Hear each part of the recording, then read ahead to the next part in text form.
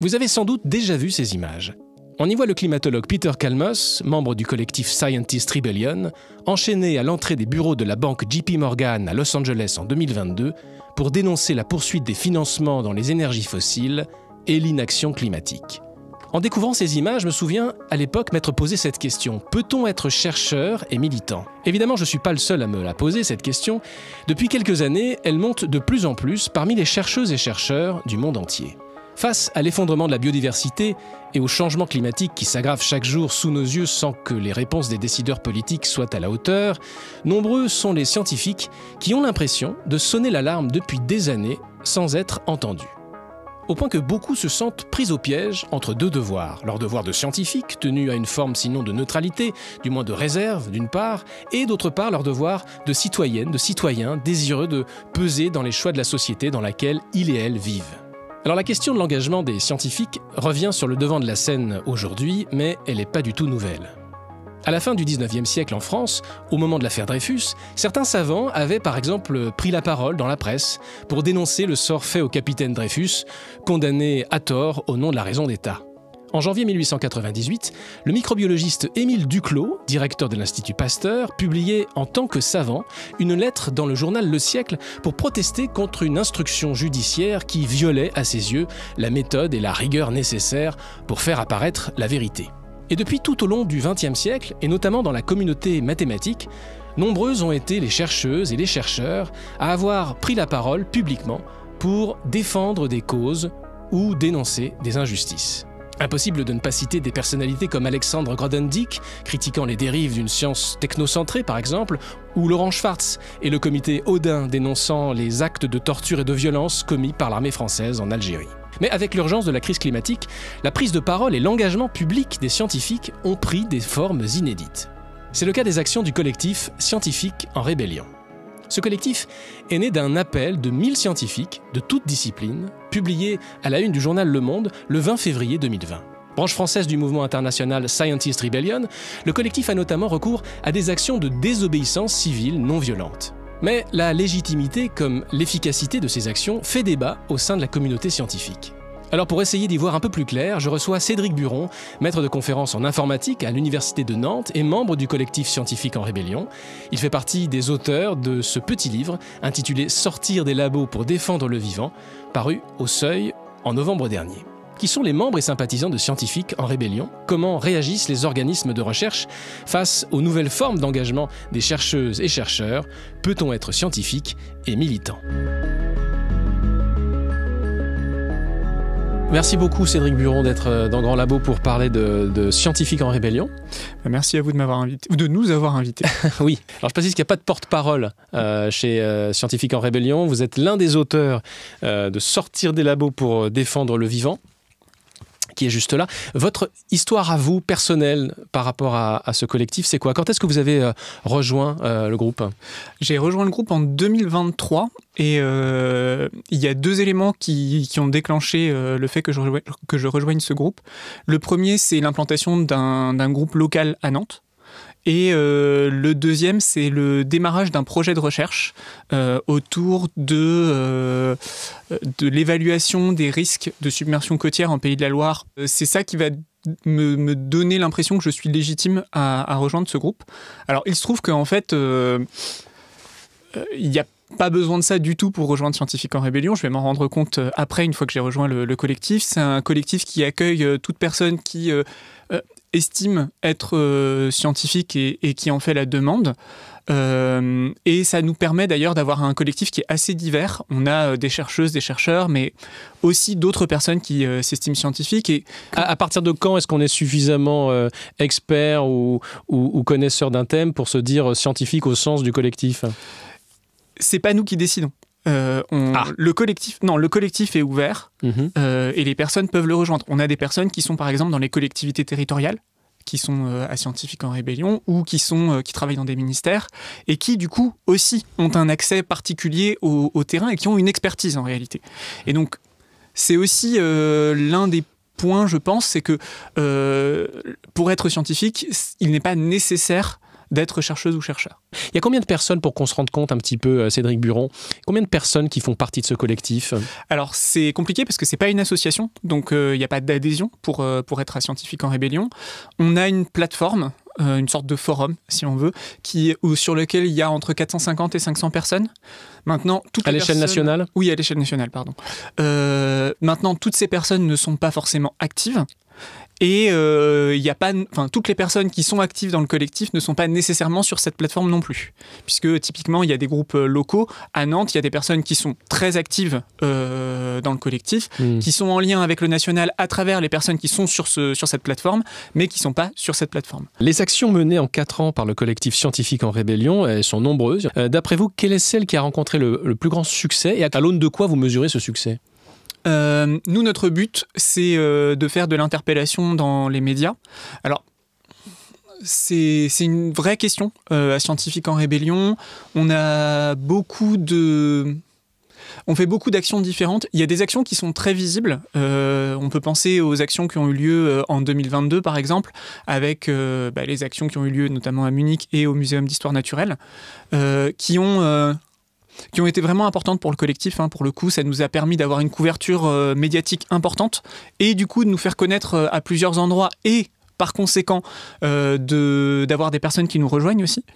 Mais il y a un autre type d'action qui est peut-être moins visible, qui est que on a d'autres collectifs, y compris et beaucoup des collectifs militants qui viennent nous demander notre expertise, et du coup on se fait aussi connaître dans les collectifs militants. Et ça a aussi un impact en fait, parce que ça nous permet de développer notre réseau, notre maillage, et avec d'autres collectifs et dans un ensemble d'associations et de collectifs qui luttent pour le climat. Donc voilà, après savoir quelles sont les actions les plus efficaces, en tout cas encore une fois, celles pour lesquelles vous vous dites là on a été entendu, on a été visible, ça a marché quoi. Il y a une importance, oui, de relais médiatique. Après, il faut être conscient aussi que le relais médiatique, il se fait pas de manière forcément immédiate, puisque l'un de nos objectifs, et la stratégie qu'on se propose de mener, ce qui est à l'intérieur du Libelle d'ailleurs, c'est de faire des actions de désobéissance civile et de médiatiser aussi au moment des procès. Au début du livre, donc du Libelle paru au Seuil, les auteurs dont vous faites partie expliquent que la notion de neutralité des scientifiques est fallacieuse et qu'elle est en train de voler en éclats.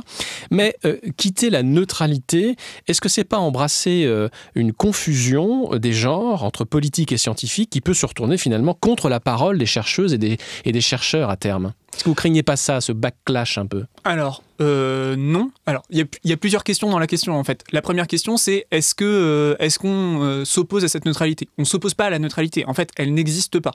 Donc, on n'en sort pas. La recherche n'est pas neutre. Tout est politique et la recherche est politique. Quand je dis c'est politique, c'est que en fait la recherche elle est financée d'une certaine manière. On fait nos recherches avec du financement ou pas. On fait des choix en fait en permanence. Et le fait de pas se poser la question ne signifie pas qu'on ne fait pas de choix. Donc la recherche est politique, la science peut-être moins. Quand on fait une hypothèse et qu'on la teste en laboratoire et qu'on obtient des résultats, on ne fait pas de politique au sens où il y a bien sûr. Alors à moins que vous disiez que dans l'instrumentation, dans les choix instrumentaux, il y a aussi du politique, mais je suis pas sûr que le physicien qui travaille qui fait de l'intrication quantique soit certain de faire de la politique lorsqu'il met en place ces dispositifs techniques. Vous voyez ce que je veux dire ? À force de mettre la politique à toutes les sauces et de l'avoir partout, est-ce que justement on n'entretient pas cette confusion des genres qui fait qu'au final, les politiques n'ont plus à faire de politique ? Alors, quand vous dites les politiques, vous parlez des personnes qui sont... Les décideurs politiques. Je parle des gens qui sont élus. Voilà. Donc déjà, on fait toutes et tous de la politique pour commencer. Je vais vous donner peut-être un exemple qui est mon exemple à moi. Pendant longtemps, j'ai fait de la recherche sur la robotique. Et puis, j'ai fini par me rendre compte qu'en fait, ça n'avait pas de vrai sens étant donné la situation dans laquelle on était. Et je suis passé par toute une phase de réflexion, parce que moi je suis informaticien au départ, donc je suis passé par toute une phase de réflexion sur... je suis parti de cette idée que la science avait de l'intérêt en soi, et que du coup, il fallait faire de la science, peu importe quelle était la finalité. Et puis, petit à petit, je me suis dit, mais en fait, la science, elle doit aussi, le fait de faire de la science, ce qu'on fait en science doit aussi avoir un impact sur la société. Et ça a un impact sur la société, en fait. C'est pour ça que c'est politique. C'est que, indépendamment de ce qu'on en pense, de toute façon, ça a un impact sur la société. Et ça m'a amené d'abord à avoir une position en me demandant qu'est-ce que je pouvais faire. Est-ce que finalement, je ne pouvais pas utiliser ces algorithmes de robotique pour faire ramasser des plastiques ou des choses comme ça.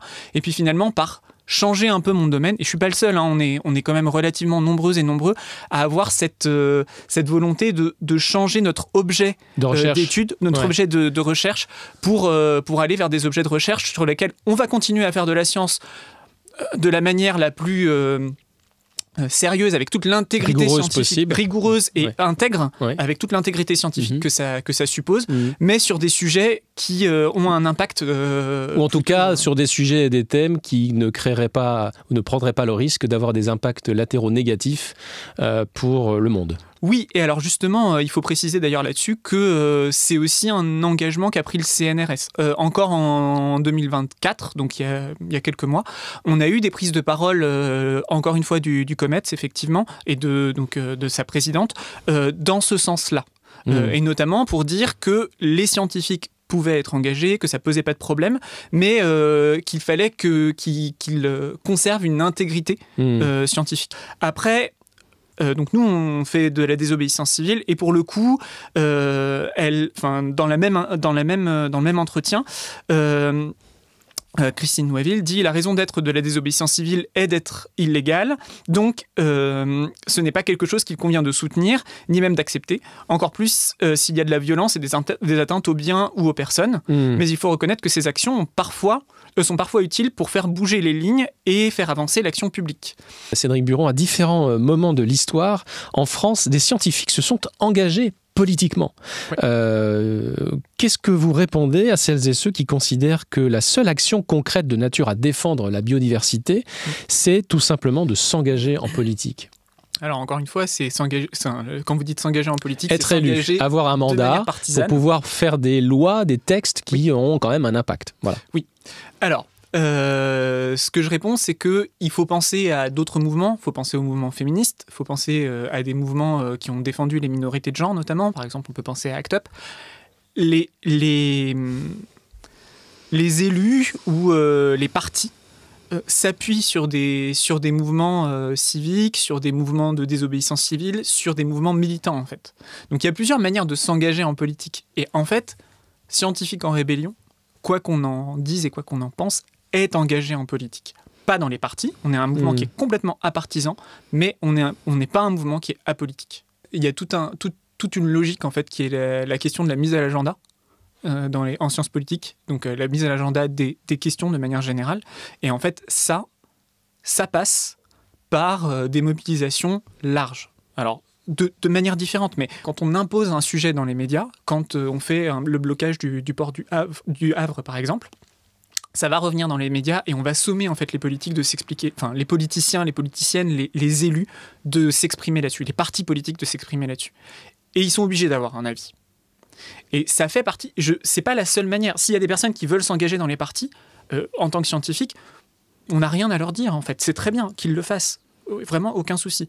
Mais c'est une autre manière de contribuer. C'est en fait plusieurs rôles au sein de la politique de manière générale, où il va y avoir des collectifs qui vont pousser des sujets, et après, ça va être aux partis de s'en emparer et de répondre. Mais en fait, il faut mettre aussi une pression vis-à-vis des élus, parce que sinon, de toute façon, les médias vont leur poser des questions. Donc, autant qu'on mette à l'agenda les questions sur le changement climatique. À la page 42 de ce libelle, à la page 42, vous expliquez, vous-même et les autres co-auteurs, co-autrices de cet ouvrage, que le choix assumé de la désobéissance civile non violente, dont Scientifiques en rébellion se réclame, c'est de réaliser ces actions au grand jour et de s'exposer à des poursuites judiciaires.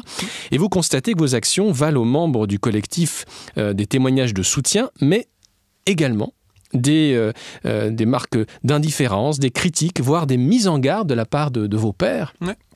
PAIRS. Comment est-ce que vous expliquez les réticences de certaines chercheuses, de certains chercheurs vis-à-vis de ces modes d'action ? Il y a plusieurs choses. D'abord, il y a des personnes il y a des scientifiques qui ont à y perdre. En fait, il faut pas penser que les scientifiques sont abstraits du monde social. On est toutes et tous dans le monde social. Et donc, il y a des personnes qui ont des choses à y perdre. Le fait de remettre en cause certains pans en fait, de l'industrie, mais aussi, du coup, qui ont une conséquence sur les financements de recherche, etc., va remettre en cause certaines recherches, certaines carrières scientifiques. Il y a une deuxième chose qui est que je pense qu'il y a cette croyance qui nous a été beaucoup inculquée, notamment dans les sciences naturelles. Alors on dit parfois les sciences inhumaines et asociales par opposition aux sciences humaines et sociales. En la neutralité scientifique. Alors j'ai essayé de démonter un petit peu cette idée un peu plus tôt, mais cette croyance est quand même très très ancrée. Et puis la dernière chose, c'est que faut pas non plus se voiler la face. Les personnes qui réagissent, il y a quand même beaucoup de personnes qui sont en poste. On a quelque chose à y perdre dans ce combat-là. On n'est pas les en tant que premières... scientifique, vous voulez dire? Non, en tant que scientifique et en tant que scientifique en poste qui sommes relativement confortables. Moi, je suis maître de conférence. Les personnes qui réagissent sont souvent en poste. Qu'est-ce que vous avez à perdre? Je comprends pas. Regarder le changement climatique, c'est aussi voir que il y a un besoin de plus d'équité dans la société. Et donc, ça veut dire aussi perdre un certain nombre de privilèges. Alors, on n'a pas eu le temps d'en parler on n'a pas eu l'espace pour en parler dans le libelle, mais en fait, il y a aussi des questions vis-à-vis du colonialisme. Il y a aussi des questions vis-à-vis des aspects climatiques dans les Suds globaux. Et en fait, regarder ça en face, ça veut dire aussi peut-être perdre un certain nombre de privilèges et tirer des conséquences du fait que l'Occident est le premier pollueur, mais ce n'est pas le premier à subir les conséquences du changement climatique. Voilà. Donc forcément, ça dérange. Scientifiques en rébellion se présente comme un collectif sans porte-parole officiel, dans la mesure où vous portez le combat sur le plan médiatique. Ce refus de choisir une figure représentant le mouvement, ce refus n'est-il pas paradoxal finalement? On milite pour un changement, on milite aussi contre la starification, à la fois dans le monde de la recherche et à la fois dans le monde des médias. On est un collectif qui est très horizontal et on tient beaucoup à cette horizontalité-là. Et donc, on ne peut pas en fait se contenter d'être un collectif qui porte ces valeurs-là dans nos revendications, dans nos livres, etc., et de ne pas les porter dans les faits. Donc, on les porte dans les faits, et les porter dans les faits, ça veut dire venir à plusieurs. Il y a aussi un autre aspect. Mais attendez, je vous interromps 2 secondes, Cédric Buron, ça marche pas, ça. Ah bon? Aujourd'hui, ce qui marche, mais je le constate, j'ai pas dit que c'était bien, j'ai dit que aujourd'hui, si vous demandez à n'importe quelle personne de citer une figure qui représente l'environnement, pour le dire très vite, et qui passe facilement dans les médias, il cite Jancovici. Oui. Et Jancovici est partout, peut-être trop, au goût de certains, c'est pas le sujet, mais en tout cas, il y a une identification et les contenus qu'il partage, les positions qu'il a, elles sont bien identifiées, y compris par les médias. J'ai l'impression qu'à vouloir être trop intègre, pardon de l'expression, vous finissez par desservir votre cause. Est-ce que c'est pas un truc qui vous taraude dans le collectif ? En fait, il y a toujours cette question entre efficacité sur le moment et efficacité... En fait, c'est entre la vision tactique et la vision stratégique. La vision tactique, à court terme, effectivement, c'est d'avoir une personne qui incarne le mouvement. Qui incarne le mouvement. Stratégiquement, à plus long terme, c'est pas forcément la meilleure des idées. Ça veut dire incarner un mouvement dans une personne, et donc être forcément à la merci, tributaire un peu de l'image de cette personne. Là, pour le coup, nous, on est un mouvement, et donc on participe dans les médias en tant que mouvement et en tant que collectif. À la page 26 de ce libelle, Cédric Buron, vous constatez avec d'autres qui avaient rédigé ce livre, que jusqu'à présent, seule une minorité de scientifiques se rebelle et s'engage, et force est de constater que dans la recherche, dites-vous, le business as usual, de la course au financement, aux innovations néfastes et aux fantasmes technosolutionnistes est loin d'avoir rendu les armes. Qu'est-ce que vous répondez à celles et ceux qui reprochent éventuellement au collectif de prôner une forme d'anti-science? Non, on fait de la science, on est investi en tant que scientifique dans ce collectif. C'est pas mais soyons très concret. Aujourd'hui, si on devait aller jusqu'au bout des logiques portées par scientifiques en rébellion, il faudrait arrêter les synchrotrons. Il faudrait arrêter les dispositifs et instruments techniques ayant un impact les plus importants au niveau environnemental. Si vous faites ça, des scientifiques vont vous dire là, vous nous empêchez de faire de la recherche. Vous nous empêchez concrètement d'explorer des nouvelles thématiques scientifiques, de repousser les limites de la connaissance, comme on aime à dire. C'est bien une forme d'anti-science pour eux. Vous répondez quoi à ça? Vous comprenez ma question? Je comprends votre question, mais c'est ce que je disais tout à l'heure. C'est-à-dire que nous, on est pour explorer un certain nombre de questions. Mais pas à n'importe quel prix. Mais pas à n'importe quel prix et pas à n'importe quelle question non plus. Il y a un aspect de... est-ce que... Vous voulez dire qu'il y a des projets de recherche qui sont plus légitimes en 2024, qui n'ont plus de sens aujourd'hui? Oui, mais et qu'il faut tout simplement arrêter. En fait, quand le CNRS fait aussi ce constat-là, et pourtant le CNRS n'est pas un institut particulièrement rebelle non plus, quand le CNRS fait aussi ce constat-là, c'est que quand même on arrive à un point où il y a un accord relativement large au sein de la communauté scientifique qu'il y a un certain nombre de projets de recherche qu'on ne peut pas continuer. Oui. Et en réalité, c'est une limite qu'on met, mais en fait, il y a des limites qui sont mises par ailleurs. Moi, je suis un informaticien.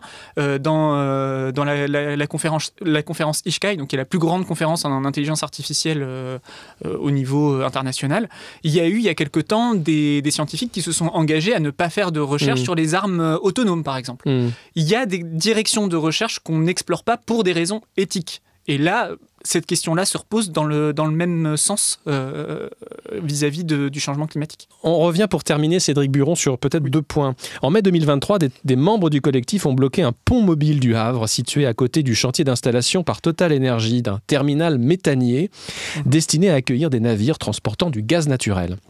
Et donc ces scientifiques ont été interpellés, placés en garde à vue et puis condamnés par ordonnance pénale à 200 € pour entrave à la circulation de véhicules sur la voie publique. Ils ont fait opposition et ils ont demandé une relaxe. Le délibéré est attendu là le 10 février prochain. Comment le collectif soutient-il financièrement, psychologiquement ses membres lorsqu'ils sont ainsi poursuivis en justice? Est-ce que vous diriez que la médiatisation de cette action a été à la hauteur des attentes du collectif? Mais d'abord, sur l'accompagnement de ces personnes qui vont jusqu'au bout de la logique de scientifiques en rébellion et qui subissent des procès.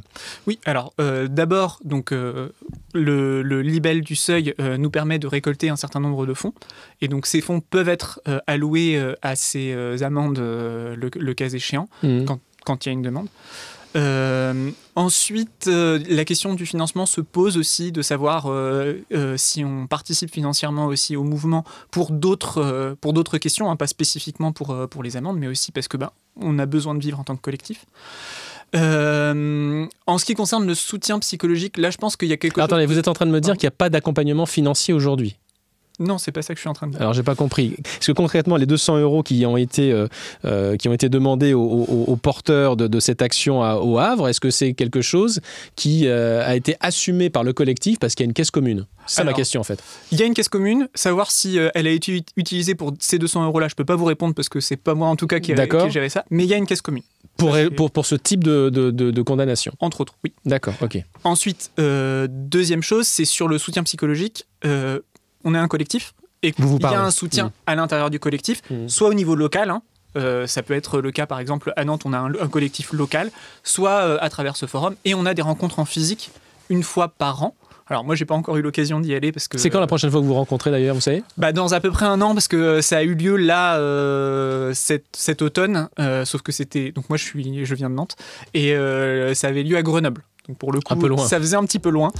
Donc j'espère que j'irai la prochaine fois. Merci beaucoup Cédric Buron. Je vous en prie, merci beaucoup à vous. Merci beaucoup d'avoir regardé cet épisode de Grand Labo. N'hésitez pas à me dire dans les commentaires ce que vous en avez pensé. Et si cet épisode vous a plu, à le liker et à le partager. Et bien sûr, pour être informé dès qu'une nouvelle vidéo est en ligne, le plus simple, c'est de vous abonner à la chaîne en activant les notifications. En plus, ça contribue à donner plus de visibilité à la chaîne sur YouTube. Donc d'avance, un grand merci. Vous pouvez aussi retrouver Grand Labo en écoute sur les principales plateformes de podcast et vous inscrire à la newsletter hebdo dans laquelle j'approfondis certains sujets abordés sur la chaîne. Je vous mets tous les liens dans la description sous la vidéo. La semaine prochaine, je reçois Laurent Romary, directeur à la culture et à l'information scientifique à INRIA. On parlera avec lui de l'explosion du nombre de publications scientifiques depuis quelques années et des gros problèmes que ça pose. D'ici là, prenez soin de vous. Salut!